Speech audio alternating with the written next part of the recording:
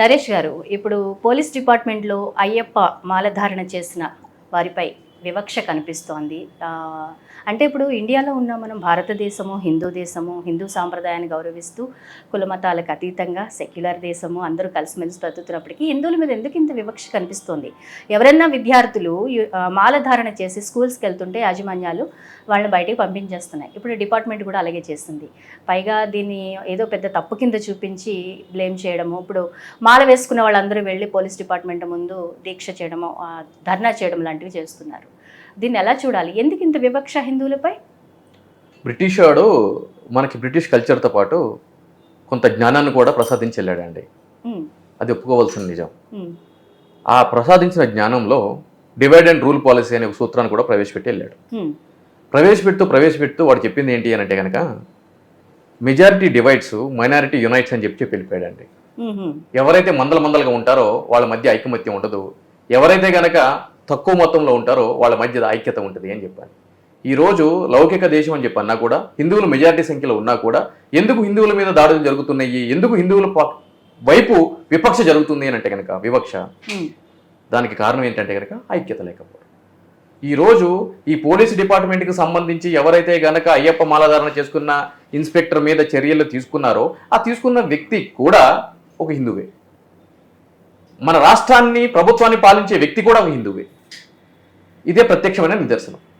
అయితే మైనారిటీ దేశాల్లో కానీ, మైనారిటీ సంఖ్య ఉన్నటువంటి రాష్ట్రాల్లో కానీ ఈ విధమైన ఇది జరుగుతుందా? జరగదు. సో ఐక్యత లేకపోవడం అనేది ఇక్కడ ప్రధానమైన కారణం. ఇంకొక విషయం ఏంటి అని అంటే కనుక ఈ విధంగా ఏదైతే కనుక ప్రొసీడింగ్స్ ఇనిషియేట్ చేశారో అది రాజ్యాంగంలోని ఆర్టికల్ 25 అంటే ఏ వ్యక్తి అయినా కూడా తనకు నచ్చిన మతాన్ని స్వీకరించవచ్చు, మత స్వాతంత్రపు హక్కు ఉంది, దాన్ని వైలేట్ చేసే విధంగా ఉంది. దీనికి సంబంధించి గత 3 రోజుల క్రితం సుప్రీంకోర్టు ధర్మాసనం వారు ఒక కేసు విషయంలో ఒక అద్భుతమైన తీర్పు ఇవ్వడం జరిగింది. ఏంటది? ఒక రెజిమెంట్లో సైనికులు ఏం చేస్తారు అని అంటే కనుక వాళ్ళ యొక్క రిలీజియస్ ప్రాక్టీస్లో భాగంగా అక్కడ ఉన్నటువంటి ఒక సత్సంగ్ ధర్మస్థలంలో వాళ్ళు ఒక రిలీజియస్ పరేడ్ అనేది నిర్వహించడం జరుగుతుంది. మతపరమైన పరేడ్ నిర్వహించడం జరుగుతుంది. అటువంటి పరేడ్ నిర్వహించే క్రమంలో యూనిఫామ్ తోటి ఒక క్రిస్టియానిటీకి సంబంధించిన సైనికుడు, నేను మీ మతానికి సంబంధించినటువంటి పరేడ్లో నేను పార్టిసిపేట్ చేయను, నేను రాను అని చెప్పడం జరుగుతుంది. ఆయన జాబ్ తీసేశారు. ఎగ్జాక్ట్లీ. అతన్ని జాబ్ లోంచి రిమూవ్ చేయడం జరిగింది. అతను హైకోర్టుకి వెళ్ళడం జరిగింది. హైకోర్టు అధికారులు ఏదైతే గనక అతన్ని జాబ్ లోంచి తీసేశారో అది సమంజసమైన చర్య అని చెప్పడం జరిగింది. దాన్ని అతను సుప్రీంకోర్టులో ఛాలెంజ్ చేయడం జరిగింది. సుప్రీంకోర్టు వారు క్లియర్ గా హైకోర్టు ఇచ్చినటువంటి తీర్పుని, అదేవిధంగా అధికారులు అతని మీద తీసుకున్నటువంటి చర్యల్ని సమర్థిస్తూ ఘాటైన వ్యాఖ్యలు చేయడం జరిగింది. రిలీజియస్ లో కలెక్టివ్ గా పక్క మతాన్ని మీరు గౌరవించాలి, మీరు ఈ విధంగా వ్యత్యాసం ఏ విధంగా చూపిస్తారు, సో కాబట్టి ఈ రోజు మీరు ఒక యూనిఫామ్ అంటే ఏంటి? ఈక్వాలిటీ. యూనిఫామ్ అని ఎందుకంటే మనము ఇర్రెస్పెక్ట్ ఆఫ్ ది రీజియన్ XYZ అన్ని కూడా క్యాస్ట్, క్రీడ్ వీటిలన్నిటికి అతీతంగా మనందరం ఒకటే అనే ఒక మానసిక స్ఫూర్తిని పెంపొందించడానికే ఆ యూనిఫామ్ అనే కాన్సెప్ట్ వచ్చింది. అందరూ ఒకటే అని భావం చూపడం. అటువంటి యూనిఫామ్ వేసుకున్న నువ్వు మతపరమైనటువంటి మాటలు మాట్లాడుతూ వ్యత్యాసం చూపించావు అని అంటే కనుక అది ముమ్మాటికి కూడా సమంజసమైన చర్య కాదు అని చెప్పడం జరిగింది. సో ఇక్కడ కూడా ఈ పోలీసుకి సంబంధించిన వాటిలో కూడా, స్కూల్స్కి సంబంధించిన విషయంలో కూడా ఈరోజు పండుగలు వస్తున్నాయండి. హిందూ పండుగలకు సెలవులు ఇస్తున్నారు, క్రిస్టియానిటీ పండుగలకు సెలవులు ఇస్తున్నారు, అదేవిధంగా ముస్లిం సంబంధించిన పండుగలకి సెలవులు ఇస్తున్నారు. అటువంటిప్పుడు మీరు అయ్యప్ప మాలేసుకుంటే లోపలికి రానేను ఇటువంటి ఎందుకు ఓన్లీ హిందువుల పక్షాన్ని ఎందుకు చేస్తున్నారు? మిగిలిన రిలీజియస్ సంబంధించి చేస్తున్నారా? అదే ఇప్పుడు రంజాన్ వచ్చిందంటే ముస్లిమ్స్ వెళ్ళిపోయి చక్కగా వాళ్ళు ప్రార్థనలు చేసుకుంటారు, వాళ్ళు బుర్కాలు వేసుకుంటారు, క్యాప్స్ పెట్టుకుంటారు, వాళ్ళ వేషధారణ అంతా వాళ్ళు అలాగే ఉంటారు. వాళ్ళని ఎవరు అబ్జెక్ట్ చేయరు, హిందూస్నే చేస్తారు. ఎందుకు? ఇంకో విషయం నేను చెప్తున్నానండి, దాంట్లో ఇచ్చిన ప్రొసీడింగ్స్ లో గడ్డం పెంచకూడదు, హెయిర్ పెంచకూడదు, ఇవన్నీ ఉన్నాయి. మీకు డిపార్ట్మెంట్లో యూనిఫామ్లో ఉన్న సర్వీస్లో చూడండి, 6 వాళ్ళ మతాన్ని అనుసరించి పైన పాగా దాని తర్వాత ఇది మెయింటైన్ చేస్తారు. ముస్లిమ్స్ కూడా గడ్డంతో పోలీస్ అధికారులు ఉంటారు. మరి వాళ్ళకి అన్ని గడ్డాలన్నీ తీపించవచ్చుగా, హెయిర్ అంతా తీపించవచ్చుగా, మరి వాళ్ళకి ఉంచుతున్నారే, మనం వచ్చేటప్పటికి ఈ ప్రొసీడింగ్స్ ఇష్యూ చేస్తున్నారే. వాళ్ళకి ఏమన్నా లాలో పాయింట్స్ ఉన్నాయా? వాళ్ళు ఎలా ఉంచుకోవచ్చు అని ఏమన్నా? ఎగ్జాక్ట్లీ. నేను ఏమంటున్నాను అంటే కనుక ప్రతి ఒక్కళ్ళు కూడా వాళ్ళ మతాన్ని స్వీకరించవచ్చు, ఆ మతం గురించి సబ్జెక్టు కండిషన్ మత ప్రచారం చేసుకోవచ్చు, వాళ్ళ మతంలో ఉన్న నియమ నిబంధనలు అనుకూలంగా ముందుకు వెళ్ళొచ్చు అని చెప్పి రూల్ ప్రొవిజన్ ఉంది. నేను చెప్పేది అదే, ఈ ఆర్టికల్ 14లో ఈక్వాలిటీలో ఆ విధమైన ప్రొవిజన్స్ వాళ్ళకి అప్లై అయినప్పుడు హిందువులకి వచ్చేటప్పటికి మీరు ఎందుకు దాన్ని వైలేట్ చేస్తున్నారని చెప్పి నేను అడుగుతున్నాను. That is my question. Okay, so ఇది క్లియర్గా రాజ్యాంగ ఉల్లంఘన అని చెప్పి నేను అంటున్నాను. హిందువులు అంటే మెజారిటీ ఉన్న దగ్గర యూనిటీ ఉండదు, వాళ్ళు ముందుకు రారు, ఏం చేసినా నడిచిపోతుంది అనే ఒక ఉద్దేశంతో మన మీద జరుగుతుంది. అదేమంటే సెక్యులర్ కంట్రీ అని చెప్పానంటారు, లౌకికవాదం అని చెప్పానంటారు. కరెక్టే బాబు, లౌకికవాదం లౌకికవాదం అని చెప్పి నాకు తిప్పిక్తా నువ్వు నొక్కుతానంటే నేను ఎక్కడికి పోవాలి అని అంటా నేను.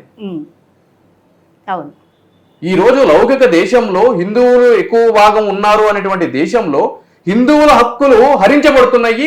మిగిలిన మైనారిటీగా ఉన్న మతస్థులు చెప్పినటువంటి మాటలుకి విలువ ఉండి అవి చట్టాలుగా రూపొందించుకుంటున్నాయి. హిందువుల హక్కులు కాపాడాల్సిన బాధ్యత ఎవరిపై ఉంది? ప్రభుత్వాల మీద ఉందండి, ప్రభుత్వాల మీద ఉంది, మత పెద్దల మీద ఉంది, మత అధికారుల మీద ఉంది. ఆ విధంగా చట్టాలను రూపొందించాల్సిన ఆవశ్యకత ఉంది అని చెప్పి రాజ్యాంగంలో సవరణ చేయాల్సిన అవసరం ఉందంటారా? జరుగుతున్న పరిణామాలు చూస్తుంది. ఉందండి, 100% అబ్సల్యూట్లీ. ఎటువంటి సవరణలు వస్తే బాగుంటది అంటారు? సింపుల్ థింగ్ అండి, అటు ఇటు కాదు. క్రిస్టియన్స్ ముస్లిమ్స్ ఏది చేస్తే కరెక్టో హిందువులు అది చేస్తే కరెక్ట్ అని చెప్పి ఒక సవరణ తీసుకుంటే సరిపోతుంది. దేశ్ ది మ్యాటర్. కొత్తగా అది చెయ్యాలి ఇది చెయ్యాలి, పేజీలు పేజీలు రాయాలి, చర్చలు జరగాలి కాదు. అందరికి సమానంగా, అందరికి సమానంగా. వాళ్ళు ఏదైతే వాళ్ళు 3 పెళ్లిళ్ళు చేస్తే నడుస్తుంది, హిందూ కూడా చేసుకోండి 3 పెళ్లిళ్ళు. యాక్చువల్లీ మనకి పిల్లల విషయానికి వచ్చేసరికి, నెక్స్ట్ జనరేషన్ విషయానికి వచ్చేసరికి హిందువుల వరకు 2 లేక 3, ఒకళ్ళు 2 అలాగా కొన్ని స్లోగన్లు పెట్టారు. అదే ముస్లిమ్స్ అయితే ఎంతమందిని కన్నా కూడా వాళ్ళకి ప్రోత్సాహకాలు ఇస్తారు, వాళ్ళకి రేషన్ ఇస్తుంటారు, అన్నీ ఇస్తుంటారు.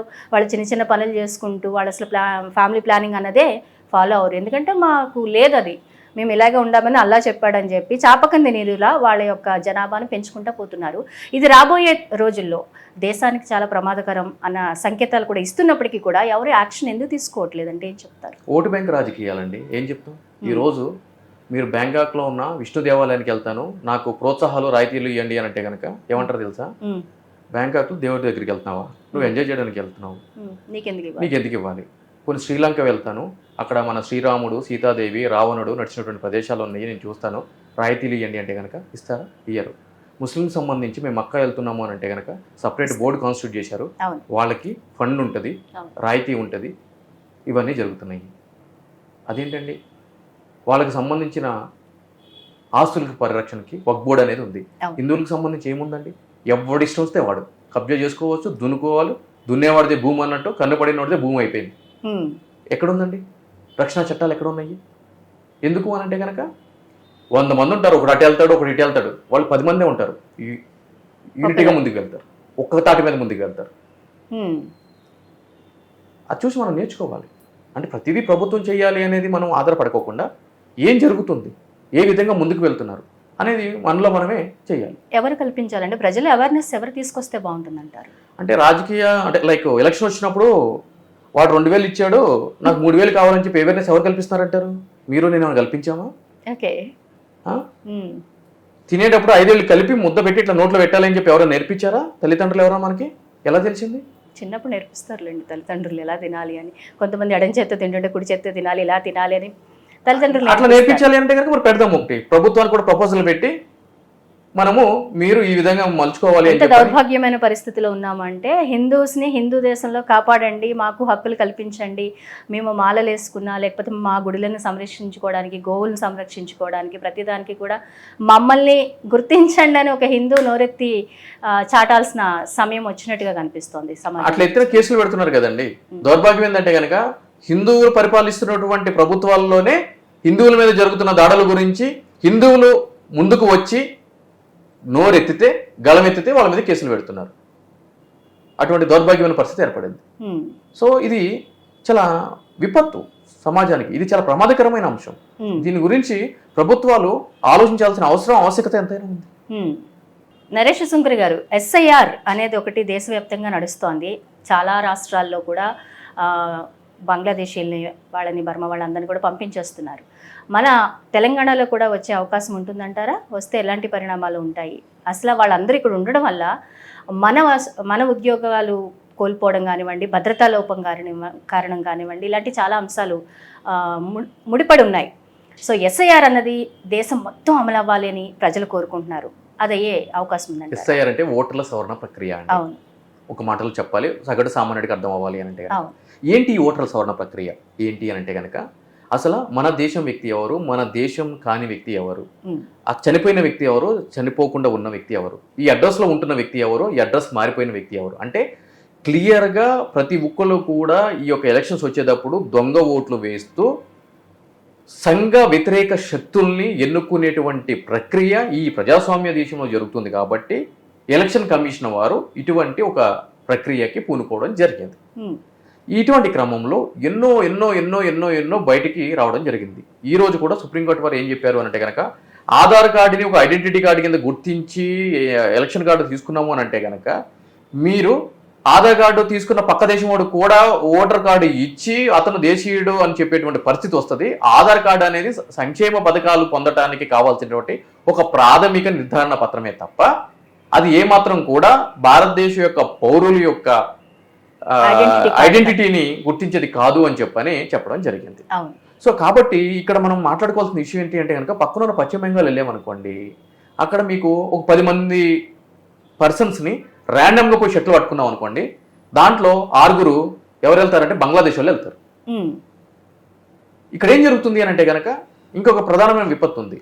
ఈ బెంగాల్లో కానీ అటు పక్కన ఈశాన్య రాష్ట్రాల్లో కానీ ఈ విధంగా మయన్మార్ నుంచి, బర్మా నుంచి, ఇటు బంగ్లాదేశ్ నుంచి ఈ విధంగా చొరబాటుదారులు ఎందుకు దేశాల్లో చొరబడుతున్నారు, చొరబడిన తర్వాత వాళ్ళు fake voter cards, fake Aadhaar cards, fake passports తీసుకుని ఈ యొక్క దేశస్తుల కింద ఎందుకు చలామణి అవుతున్నారు అనంటే కనుక, దానికి ప్రధానమైన కారణము 1 రాజకీయ పార్టీలు, 2 అధికారులు. ఈరోజు రాష్ట్రాలకు సంబంధించి పక్క దేశంతో సరిహద్దు ఉన్నటువంటి రాష్ట్రాల్లో బోర్డర్ సెక్యూరిటీ ఫోర్స్ ఉంటుందండి. అంటే కేంద్ర ప్రభుత్వ ఆధ్వర్యంలో నడిచేటువంటి నిఘా వ్యవస్థ ఉంటుంది. ఆ వ్యవస్థలో వాళ్ళు వచ్చేటప్పుడు మీరు ఈ చొరబాటుదారులు ఎట్లా వస్తారనుకుంటున్నారు? భూమికి సొరంగం కొట్టి లోపల నుంచి వస్తారనుకుంటున్నారా, లేదంటే కనుక గాలిలో పారాషూట్ లేపుకుని కింద ల్యాండ్ అవుతారనుకుంటున్నారా? ఎలా అనుకుంటున్నారు మీరు? నేను చెప్పరా, డైరెక్ట్ గా మంచి షూ వేసుకుని, తెల్ల సొక్క, మంచి నల్ల ప్యాంట్ వేసుకుని, 500 రూపాయలు నోట్ తీసుకుని ఆ కానిస్టేబుల్ చేతిలో పోయి ఆ బోర్డర్ సెక్యూరిటీ ఫోర్స్ చేతిలో పెట్టి హాయ్ అనుకుంటే అక్కడ, బాయ్ అనుకుంటే ఇక్కడ వస్తారు. అవునా? మరి ఇంకెట్లా వస్తారండి? ఎట్లా అనుకుంటున్నారు మీరు? ఎట్లా వస్తారు? దొంగతనంగా వస్తారేమో, కాలువల్లోంచి, చెరువుల్లోంచి, చెట్లలో తప్పించుకో. చాలా ఊహాగానాలు నేను అందుకనే అంటున్నా, పారాషూట్లు ఎగరటము, సొరంగాల నుంచి రావడము, వాటర్ నుంచి జల మార్గాల ద్వారా డైరెక్ట్ గా వస్తారేమో. ఫ్యామిలీస్ ఎలా వస్తున్నారా బాబు? ఎగ్జాక్ట్లీ పిల్లల్ని ఎట్లా వస్తారు? మేనేజ్ చేసి వస్తారు. అది కూడా ఎంత అనుకుంటున్నారు? 500, కొంతమంది 200. మరి అటువంటి అధికారుల మీద చర్యలు తీసుకోవాలి కదండి ఖచ్చితంగా. అంటే సింపుల్ నరేష్ చెప్తేనే ఇప్పుడు ఇదేమన్నా సీక్రెట్ అనుకుంటున్నారా ఏంటి? ఇదేమన్నా వికీలీక్స్ లీక్ ఏమైనా చేశానా నేను? ఇది ఎవరికి తెలీదు? ఎవరికి తెలియదండి, ప్రతి ఒక్కరికి తెలిసిన నిజమే ఇది. నేను వెళ్ళాను, బెంగాల్ వెళ్ళాను, నేను అక్కడ వాస్తవ పరిస్థితులు ఏ విధంగా ఉంటాయి, నేను కేసు పని మీద వెళ్ళినప్పుడు అక్కడ అసలు ఏం జరుగుతుంది ఏంటి అని వాస్తవ పరిస్థితులు లోకల్లో ఉన్నటువంటి కొలీగ్స్ ని వాళ్ళని అడిగినప్పుడు వాళ్ళు నాకు సాక్షాత్తు చెప్పారు. ఓకే. సో ఈ విధంగా జరుగుతాయి. ఇది పెద్ద అందరికి తెలిసిన ఇదే. సరే, అక్కడి నుంచి వచ్చారు, వాళ్ళ మీద యాక్షన్ తీసుకోవాలంటున్నారు. మన హైదరాబాద్ లో ఈ రోజు ఎంతమంది రోహింగ్యాలు నివాసం ఉంటున్నారు? ఎంతమంది రోహింగ్యాలకి పాస్పోర్ట్స్ వచ్చినాయి? చాలా మందికి వచ్చినాయి. ఆ వ్యవహారం బయటపడింది కదా. జిహెచ్ఎంసీకి సంబంధించి వాళ్ళకి బర్త్ సర్టిఫికేట్లు, అవును, వాళ్ళకి residential certificates, income certificates, Aadhaar కార్డులు. ఇక్కడ దౌర్భాగ్యం ఏంటంటే, ఇక్కడ పుట్టి పెరిగిన వాళ్ళకి చిన్న చిన్న కరెక్షన్స్ చేయాలంటే 100 సార్లు తిప్పుతారు. చాలా మందికి సరైన డాక్యుమెంట్స్ కూడా ఉండవు. ఆధార్ లో తప్పుందన్నా, లేకపోతే డేట్ ఆఫ్ బర్త్ తప్పుందన్నా, వాళ్ళు ఎన్ని తిప్పలు పడుతున్నారు. సామాన్యులకి దొరకట్లేదు. కానీ ఈ రోహింగ్యాలకి, వేరే వేరే దేశాల నుంచి వచ్చిన వాళ్ళకి మాత్రం ఇంత ఈజీగా ఎలా దొరుకుతున్నాయండి పాస్పోర్ట్లు కూడా వచ్చేస్తాయి? మన దౌర్భాగ్యం అండి. దానికి ప్రధానమైన కారణము మనలో వాళ్ళే. శత్రువు బయట ఉండడండి. శత్రువు పాకిస్తాన్లోనో, బంగ్లాదేశ్లోనో, శ్రీలంకలోనో, చైనాలోనూ ఉండడండి. శత్రువు మన దగ్గరే ఉంటాడు. మన హైదరాబాద్ లో ఉంటాడు, జిహెచ్ఎంసీ కార్యాలయంలో పనిచేస్తాడు, పాస్పోర్ట్ ఆఫీస్ ఎస్బీలో పనిచేస్తాడు. వాడే మన శత్రువు. వాడు కక్కుర్తుపడే 500 రూపాయల నోటుకి పాస్పోర్ట్ వెరిఫికేషన్కి వెళ్తే ఎంత ఇస్తారండి? ఒక 500 రూపాయలు, 1000 రూపాయలు చేతిలో పెడతారు. ఆ 1000 రూపాయల గురించి వాడు ఒక తీవ్రవాదికి వెరిఫికేషన్ చేసి పాస్పోర్ట్ చేతిలో పెడుతున్నాడు. వాడు ఏం చేస్తున్నాడు? మనలాంటి అమాయకులను 1000 మందిని చంపుతున్నాడు. ఎవరు బాధ్యులు? వాడా వీళ్ళ? సో కాబట్టి తగిన చర్యలు తీసుకోవాలి. తెలిసినా కూడా ఏం చేస్తున్నారు? ఏదో 2-3 రోజులు అడావిడి చేస్తున్నారు, ప్రెస్లో వచ్చిన పేపర్లో మెయిన్ ఎడిషన్లో రాస్తారు, దాని తర్వాత మర్చిపోతారు. మళ్ళీ యథారాజా తథా ప్రజ, మళ్ళీ కొత్త బ్యాచ్ దిగుతుంది అస్సాం నుంచి. మళ్ళీ వాళ్ళకి ఆధార్ కార్డు చేయాలిగా. ఎలక్షన్స్ వచ్చే ముందు మళ్ళీ ఆ ఓటర్ సవరణ ప్రక్రియ, మళ్ళీ అది కామనే. నా ఓటు పీకేశారండి, నేను గొలగెత్తేటండి, నేను ఎవరికి చెప్పుకోవాలి నా బాధ? మీ ఓటు లేదా? నా ఓటు పీకేస్తే నేను అప్పుడున్న సీఈఓకి లీగల్ నోటీస్ ఇచ్చి నేను కోర్టులో వేస్తే మళ్ళీ రిస్టోర్ చేశారు. బా, ఇట్లా ఉంటుంది మన అధికారులు తీరు. హిట్ టీవీ యాప్, ఇందులో short news, live news, entertainment shows, movies, digital magazines తో పాటు మీ జిల్లా వార్తలను కూడా ఫ్రీగా చూడొచ్చు. ఇంకెందుకు ఆలస్యం, వెంటనే హిట్ టీవీ యాప్ ని డౌన్లోడ్ చేసుకుని ఫ్రీగా ఎంటర్టైన్మెంట్ పొందండి. Hit TV app. Hit TV app. Please download Hit TV app. Hit TV యాప్ని ఫ్రీగా డౌన్లోడ్ చేసుకొని ఎంజాయ్ చేయండి. మీకు నచ్చిన ఎంటర్టైన్మెంట్ కోసం హిట్ టీవీ యాప్ ని ఫ్రీగా డౌన్లోడ్ చేసుకుని ఎంజాయ్ చేయండి. హిట్ టీవీ యాప్ని డౌన్లోడ్ చేసుకుని ఆస్వాదించండి, ఆశీర్వదించండి. ఇంతమంది సెలబ్రిటీలు హిట్ టీవీ యాప్ ని డౌన్లోడ్ చేసుకోండి అని చెప్తున్నారంటే ఎంత మంచి యాప్ ఆలోచించండి. అమెరికా అమెరికా అమెరికా అమెరికాలో చదవాలనుకునే వాళ్ళకి విశ్వసనీయమైన పేరు మన శౌర్య కన్సల్టెన్సీ. UK లో 1 year masters, UK లో 1 year masters, 2 years work permit up to 5 years visa. Contact Saurya Consultancy. Contact 89851 89851.